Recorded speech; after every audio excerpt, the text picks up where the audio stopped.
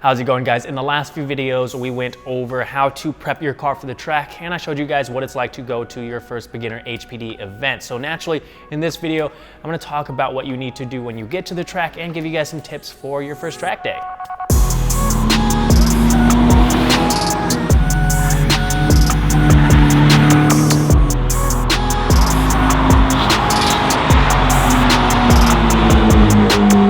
First and foremost, you need to make sure you are attending the driver's meetings, especially if you are a beginner, because they're going through a lot of important information here, like the flags, which is essentially the only means of communication while you're out on track. So you need to know what each flag means. So I'm gonna quickly run through the flags here. You've got the green flag. That means your session has started.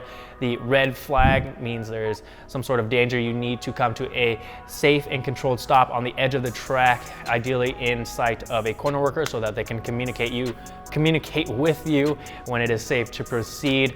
There's a yellow flag with red stripes. That means there's some sort of debris or fluid on the track. The blue flag, usually with a yellow stripe, means you need to check your mirrors. There is a faster car coming up behind you and you need to allow them to pass. Now, keep in mind, this is not a command. You don't need to slam on your brakes and get the car behind you to pass. You still need to do so in a controlled manner with a point by. The black flag with a red circle, the meatball flag, that means there's something wrong with your car, come in. The yellow flag is obviously the caution flag. There's no passing under yellow. If it is a standing yellow where they're just holding it, it usually means there's something off track, a hazard off track or off course. If it is waving, that means there's immediate danger. You want to slow down, get your eyes up, look ahead to identify that danger.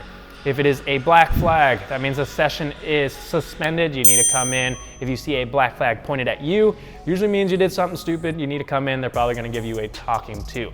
A white flag means there's a slower vehicle or emergency vehicle ahead. And last but not least, you have the checkered flag, which means the race is over. You won. Come in after this next lap. Another important thing they're going to go over is passing zones. Especially for the beginner sessions, you're usually only going to be passing in the straights, and the instructors are going to go over where they want the passing to occur, which is usually offline. So if you are the car being passed or giving the point by, you stay online and you tell the car behind you where to pass. If it's on the driver's side, arm straight out the window. If it is on the passenger side, arm goes over the roof. Now, before we head out on track, there are a couple things we'll want to do. You want to adjust your seating position so that you're not sitting too far back or too close. Good way to test that is to extend your arms out straight and rest them on top of the steering wheel. And your wrists should rest on top of your steering wheel if you are in the correct position. You want to have your hands in the 9 o'clock and 3 position. And this is going to give you a full range of motion while you're out on track without your hands having to leave the steering wheel. You don't want your hands coming off unless you are shifting, pointing someone by, or if you are pitting. Another thing you need to do is to torque your lug nuts before going out. And you should know where the toe points on your car are, just in case you go off and you get stuck.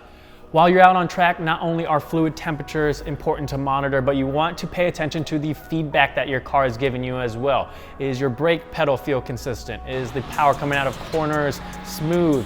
Are your tires squealing everywhere you go? If a little bit of tire squeal is okay, but if it's squealing everywhere out on track, you're probably overdriving a little bit. Is there any smoke, oil or coolant spewing out of your car? You want to check your mirrors not only for other cars, but to also make sure that your car is okay. Are there any odd clunks or anything that should be cause for concern? These are all things that you want to keep in the back of your mind while you're out on track so that you're making sure that you're safe. When you come off the track, go ahead and park your car, put it into gear to park it. Don't pull up on that e-brake because your brakes are going to be super hot and you don't want to bind those pads to your rotors. I also usually prop open the hood to help cool down the engine, and I'm going to be checking the tire pressures. If they're too high or too low, I'll make note of that, and the next time before you go out, you can adjust the tire pressures accordingly.